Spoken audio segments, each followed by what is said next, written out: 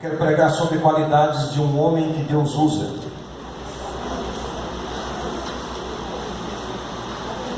Primeiro Reis, capítulo 17. Deus tem uma palavra para você nessa noite. Bom é servir ao Senhor, bom é louvar ao seu santo nome. O salmista diz no Salmo 103: bendiz a minha alma ao Senhor, e tudo que há em mim bendiga o seu santo nome. Quem encontrou, diga amém. Amém. 1 Reis 17 diz assim a palavra de Deus: então Elias, o tesbita dos moradores de Gileade, disse a Acabe: tão certo como vive o Senhor, Deus de Israel, perante cuja face estou, nem orvalho nem chuva haverá nestes anos, segundo a minha palavra. Verso 2, podem ler.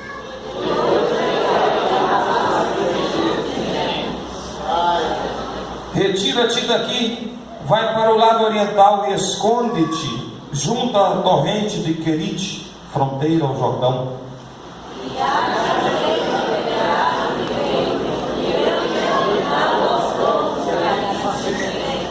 Foi, pois, e fez segundo a palavra do Senhor, retirou-se e habitou junto à torrente de Querite, fronteira ao Jordão. 6, podem ler. E o sol nasceu no pão e carne pela manhã, como também no horário da noite, e bebia do meio. Mas passados dias, a torrente secou, porque não chovia sobre a terra. Feche seus olhos e oremos mais uma vez. Senhor Deus, fala agora, Senhor, ao coração da tua igreja. Fala ao coração, meu Deus, do teu povo que veio buscar a tua face, que veio buscar a tua presença, que veio, Senhor, renovar as forças, que veio prestar um culto santo, vivo e agradável. Fala agora, meu Deus, ao coração desta mãe, meu Deus, que está com o coração apertado. Fala agora ao coração deste pai que está, meu Deus, com o coração aflito. Fala agora ao coração, meu Deus, desse teu servo, desta tua serva. Fala ao coração desse rapaz, meu Deus, que está, Senhor, com a vida sem rumo, sem norte. Fala agora ao coração dessa moça, que está, meu Deus, ó Pai, na dúvida, que está na dúvida da decisão, que está no vale da decisão. Que o Senhor fale agora ao coração de cada um, conforme o teu querer, conforme a necessidade, conforme o que é mister, em nome de Jesus, amém e amém. Podem se sentar. Irmãos, eu quero pregar, como eu disse, qualidades de um homem usado por Deus. Nós estamos vendo uma crise nacional, uma crise econômica, uma crise política, uma crise espiritual. Falar hoje que o problema da nossa nação é um problema endêmico, é um problema sistêmico, já não surte muito mais efeito.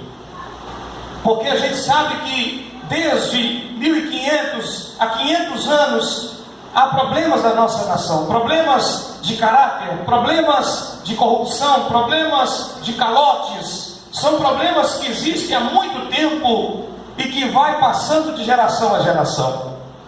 E a nação vive uma crise moral, uma crise tão forte que nós vemos pessoas que deveriam ser exemplos e estão muitas vezes dando maus exemplos. Vemos crise na vida dos políticos, crise na vida também da segurança, crises na vida dos líderes religiosos, pessoas que deveriam ser exemplos e não são exemplos.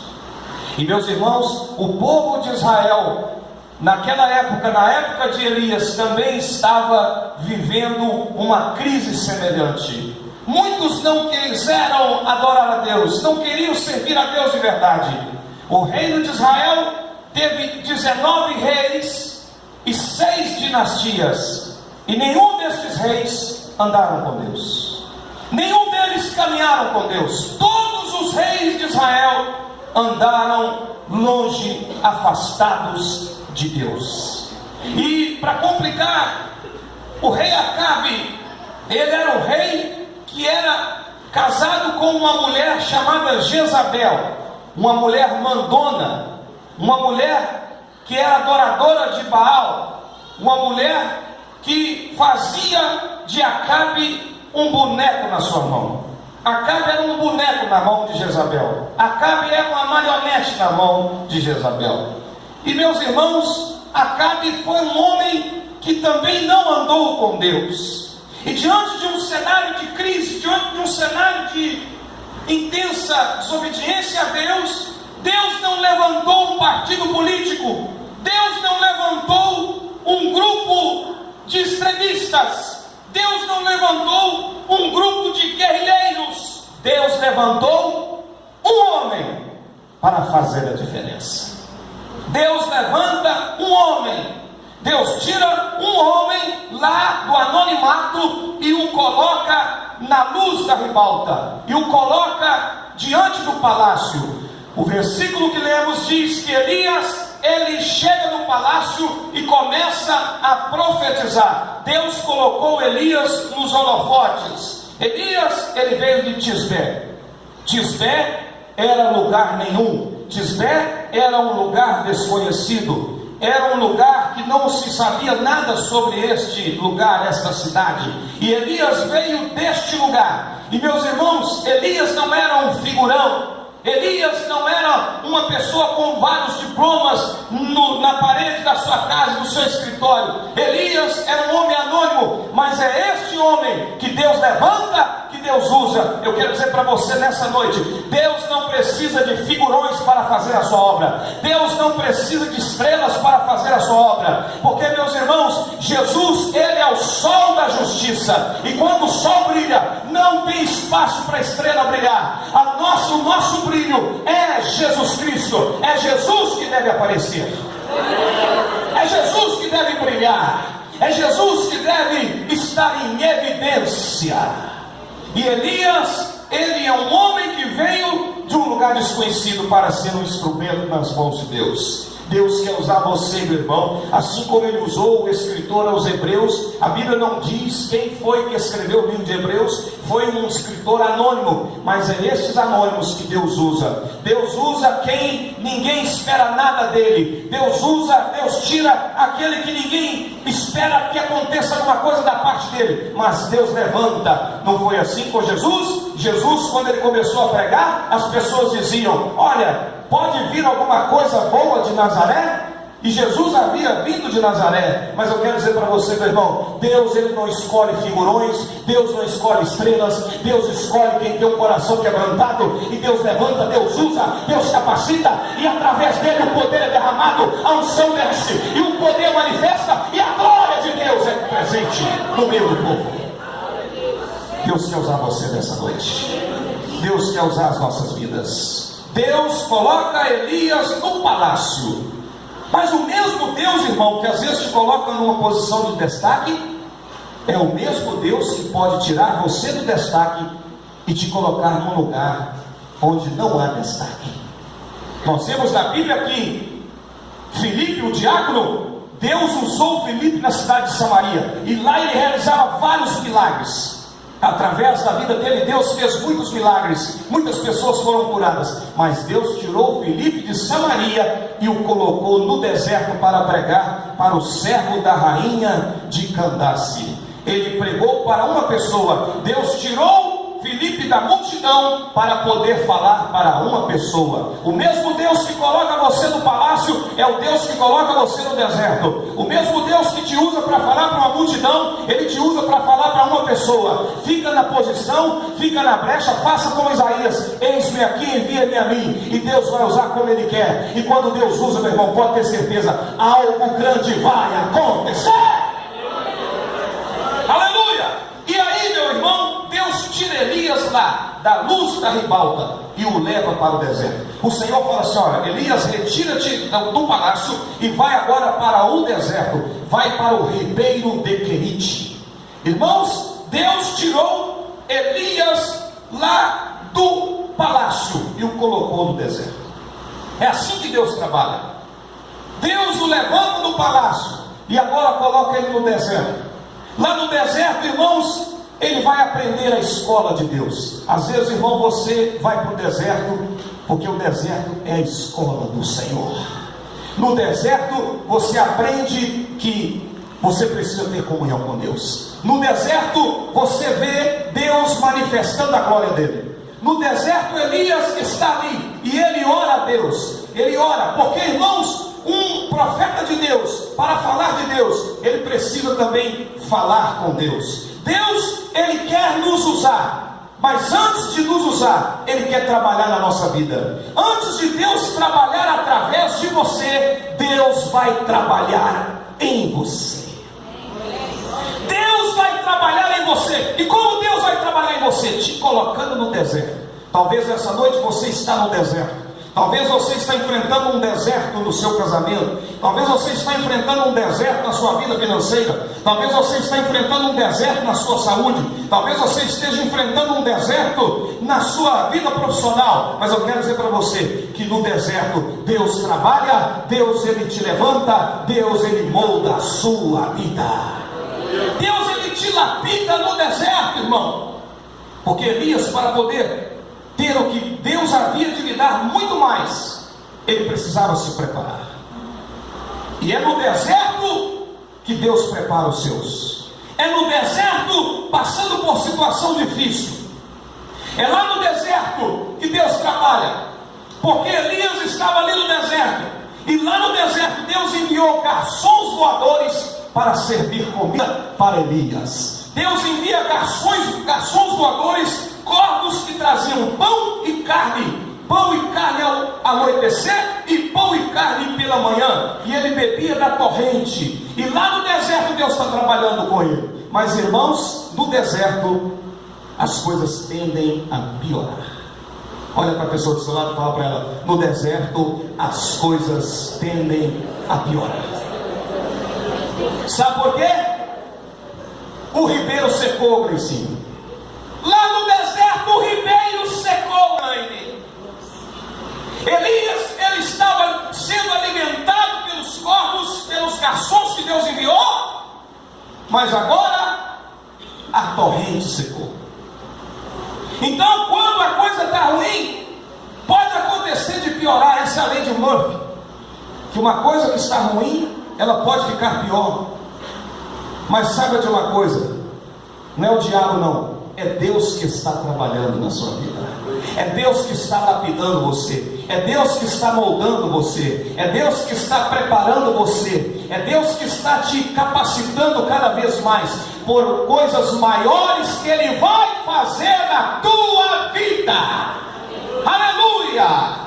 E aí, meu irmão Elias, ele está no deserto e as coisas tendem a piorar. O ribeiro seca, e para Elias não morrer de fome, Deus fala com ele assim: Jaime, Elias, vai agora para Sarepta, porque lá eu ordenei uma viúva para te sustentar. Irmão, o homem está morrendo de fome, e agora Deus manda ele ir para a casa de uma viúva. Olha, se Deus falasse com ele assim, Wilson, que era para ele sustentar a viúva, ele poderia até acreditar que ele tinha um ministério. Mas Deus fala com ele que é para ele ir lá na viúva, para a viúva sustentar ele.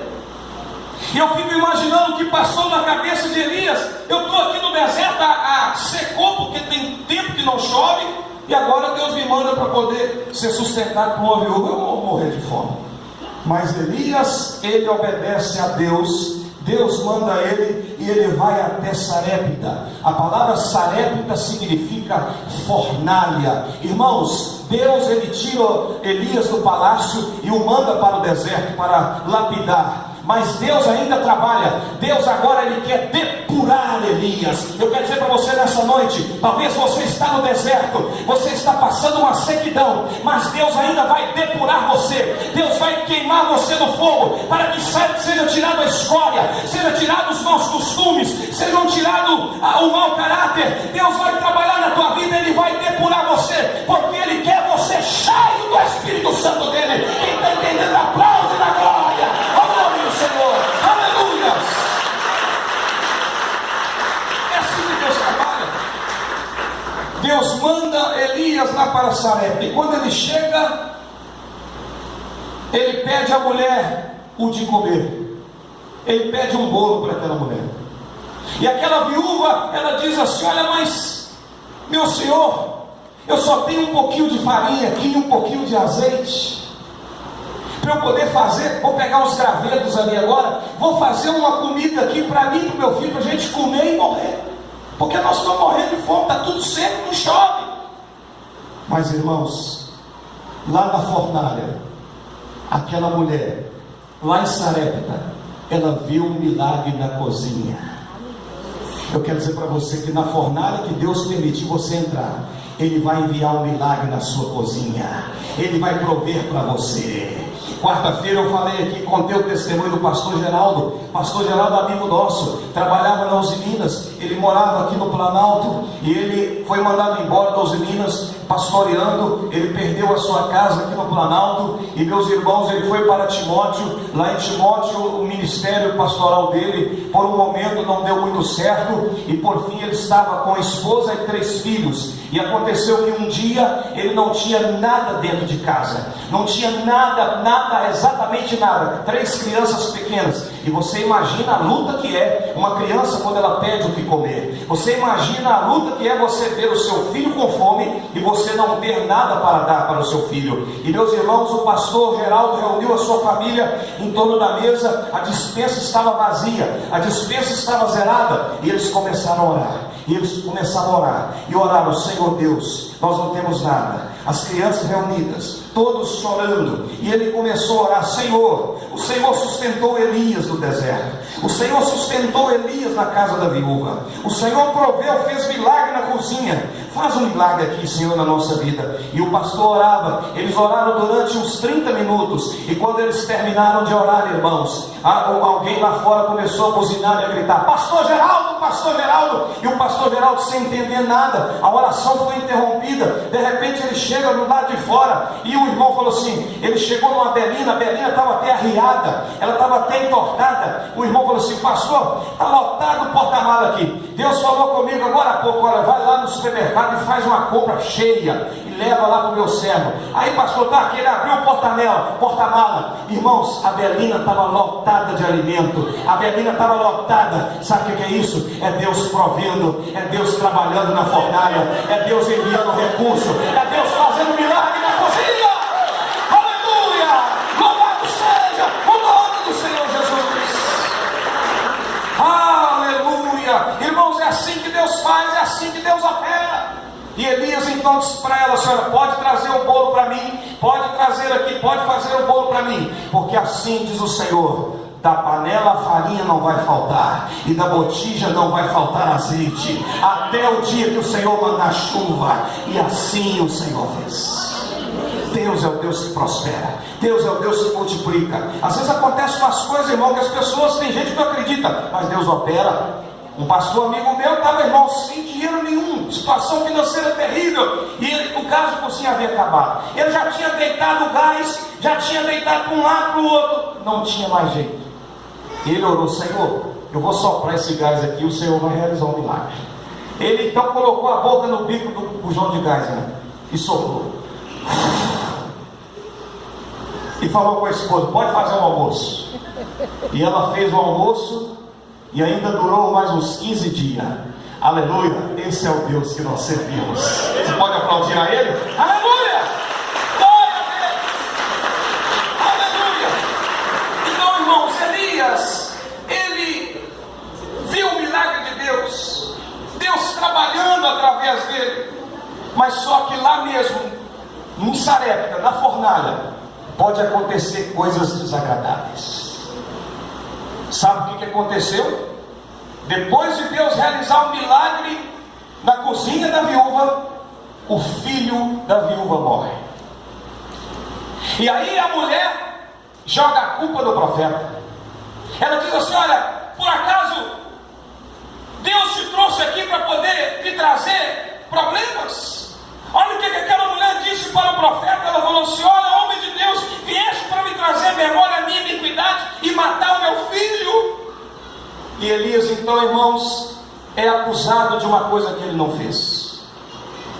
Você já foi acusado de alguma coisa que você não fez? Você já foi acusado de algo que você não fez? Muitas vezes nós somos acusados de coisas que nós não fizemos. Mas Elias, ele não saiu reclamando. Elias, ele não saiu se justificando.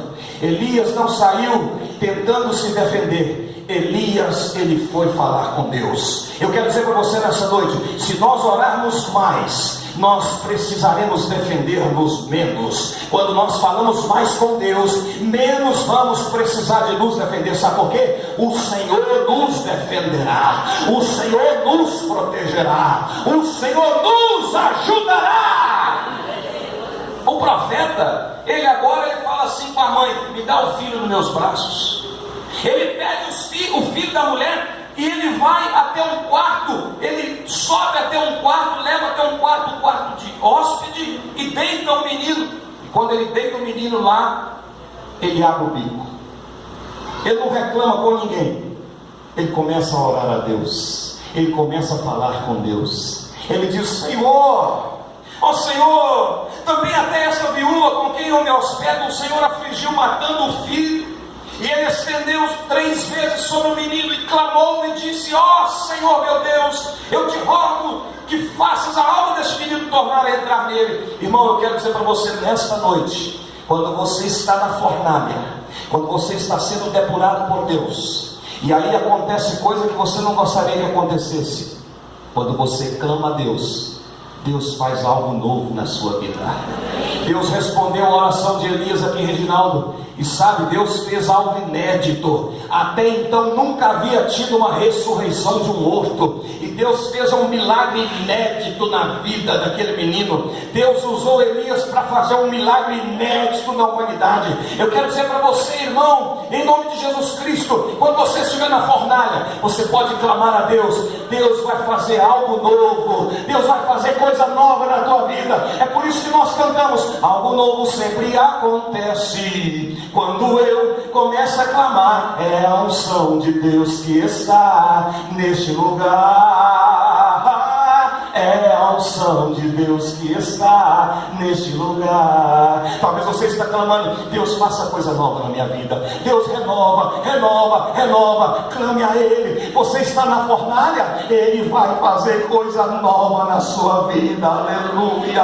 Louvado seja o nome do Senhor. E quando Elias entregou o menino para os braços da mãe, aquela mulher disse uma frase que me chama muita atenção. Ela disse assim: olha, eu vejo agora, nisto eu conheço que tu és homem de Deus e que a palavra do Senhor na tua boca é verdade. Irmãos, Elias agora que ele é visto como um que tem a boca de Deus. O que sai da boca é a palavra de Deus. Nós necessitamos nos dias de hoje, irmãos, de homens e mulheres que sejam boca de Deus. Falar a palavra de Deus é uma coisa, agora ser boca de Deus é outra coisa completamente diferente. Porque a maior mensagem, a maior credibilidade de um pregador é a vida do pregador. Nós precisamos de homens que sejam realmente cheios do Espírito Santo. John Wesley dizia para os seus alunos: olha, meus queridos alunos, que vocês coloquem fogo nos seus sermões, ou então peguem os seus sermões e coloquem no fogo. Nós precisamos de fogo, irmãos. A nossa boca precisa ter fogo de Deus. Precisamos ser boca de Deus nesse mundo. Precisamos ser boca de Deus nessa sociedade. Precisamos, carecemos de bocas de Deus no Brasil para falar, para denunciar o pecado, para falar a verdade. Boca de Deus. Quantos querem ser boca de Deus? Aleluia. Precisamos ser boca de Deus nessa sociedade, irmãos. A maior mensagem não é a mensagem falada, é a mensagem vivida. Precisamos ser testemunha viva do Senhor Jesus. Precisamos dar testemunho, ser exemplo onde quer que nós formos. Elias, então, irmãos, ele é chamado de boca de Deus. Ele é um homem que é usado por Deus. E a história de Elias me encanta. A história de Elias me impressiona. Porque, irmãos, olha o que Elias faz. Deus manda ele para o palácio, ele vai. Deus manda ele para o deserto, ele vai. Deus manda ele para Sarepta, ele vai. Deus manda ele ir ao encontro de Acabe, ele vai. Elias, ele não está cumprindo a sua própria agenda, ele está cumprindo a agenda de Deus. Precisamos de pessoas que obedeçam.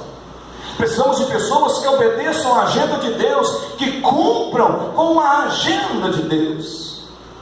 Porque, irmãos, de onde Elias estava, em Querite até Sarepta, eram 150 quilômetros. Elias, aqui nessa época, era o homem mais procurado. Elias era procurado vivo ou morto, mas mesmo assim obedece o chamado de Deus. Quantos estão dispostos a obedecer a voz de Deus? Quantos estão dispostos a obedecer o chamado de Deus? Elias, ele obedece. Deus agora fala com ele para que ele vá até o Carmelo, no Monte Carmelo, e ele encontra com o profeta Obadias, e ele diz assim: olha, diga ao teu senhor, o rei Acabe, que Elias está aqui. E então Obadias, ele diz: mas meu senhor, Deus te usa, o Senhor de repente está aqui, outra hora está ali, de repente eu chego e falo com Acabe que o Senhor está aqui, Elias está aqui, e Deus te manda para outro lugar. Acabe vai me matar. E Elias diz: diga ao teu Senhor. E Elias então, irmãos, quando ele vai com Obadias e chega até Acabe, Acabe então diz assim: és tu, Elias, o perturbador de Israel? E Elias então, ele é um homem de coragem, é um homem que peita, e ele diz assim: não, ó rei, és tu que é o perturbador de Israel, porque mataste os profetas à espada, e induziste o povo à adoração aos Baalins. És tu o perturbador de Israel. E Deus me deu uma palavra: reúna todo o povo, reúna todo Israel, e reúna os profetas de Baal, os 450 profetas de Baal, e reúna os 400 profetas de Azera, poste ídolo, porque eu tenho um desafio para todos. E então, quando o povo está reunido, irmãos, olha para você ver como que Deus preparou Elias lá no deserto, como que Deus preparou Elias lá na fornalha, na casa da viúva, para ele poder fazer esse grande feito. E então o povo está reunido, e Elias então ele faz um desafio. Mas antes de fazer o desafio, Elias, ele chama a atenção do povo. Ele cola o basé no povo, ele passa o sabão no povo, ele chega e fala assim: olha, povo de Israel, até quando cocheareis entre dois pensamentos? Em outras palavras, Elias estava dizendo: olha, povo, a obediência dividida, ela é tão errada quanto a idolatria declarada. Não estão errados somente os adoradores de Baal, vocês também estão errados, porque vocês obedecem de maneira dividida. Vocês acendem uma vela para Jeová e uma vela para Baal, em outras palavras. E meus irmãos, Elias, ele fala com os profetas: agora vocês vão fazer o seguinte, vamos preparar o altar, tem 2 novilhos, um para vocês, um para mim. Prepara o novilho, coloca no altar, e pode clamar ao Deus de vocês, pedindo para ele mandar fogo. E os profetas ficaram de manhã até meio-dia: Baal, manda fogo, Baal, manda fogo, manda fogo, Baal, manda fogo. E eles começaram a se cortar, eles começaram a passar a faca e cortar os seus braços, tipo, né, chamando a atenção do Deus deles: olha para nós estamos aqui nos cortando, pelo amor de Deus, Baal, pelo amor de Baal, Baal. E Elias falou assim: clame mais alto. De repente ele esteja dormindo, clame mais alto. De repente ele está ocupado. E o povo clamava, os profetas clamavam, e nada acontecia. E quando nada aconteceu, chegou a vez de Elias. E Elias então ele começou, ele falou assim: olha, começa a jogar água aí, vamos colocar água nos regos. Agora é o meu novilho. E a Bíblia fala que Elias, ele restaurou aquele altar. Eu quero pegar esse ganchinho aí nessa palavra: restaurou o altar. Irmãos, se nós queremos ver o fogo de Deus, nós precisamos restaurar o altar, nós precisamos reparar o altar. Se você quer ver o fogo de Deus lá na sua casa, você precisa restaurar o altar da sua família, restaurar o altar da sua vida espiritual. Você precisa restaurar a tua vida, restaurar na presença de Deus, colocar um altar na tua vida, colocar um altar no teu ministério. Restaura o teu altar e o fogo vai descer. Aleluia, Jesus. Quantos querem o fogo de Deus descendo? O fogo de Deus descendo não é só na hora do culto, não, irmão. O fogo de Deus, ele precisa arder continuamente sobre o altar. O fogo de Deus ele tem que arder continuamente. Você é o altar. O fogo de Deus tem que arder lá no seu serviço. Quando eles te mostram coisas que você não deveria ver, e você diz: eu não vou ver porque eu sirvo a um Deus vivo. Irmãos, o fogo de Deus precisa arder em você quando você estiver negociando qualquer coisa, e você ser induzido a ser desonesto. Mas Deus fala para você: olha, você precisa ser honesto, porque você serve a um Deus vivo. Irmãos, repara o altar e o fogo vai descer.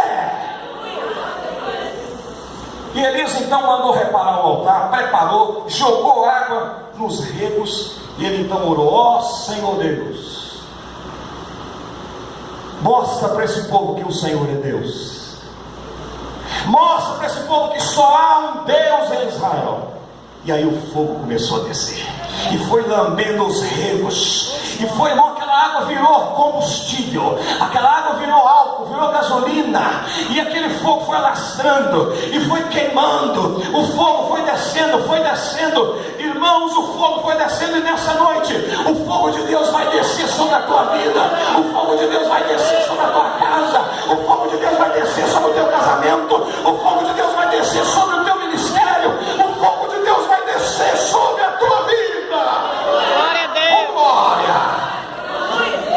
Oh, glória a Deus. É só reparar o altar e o fogo desce.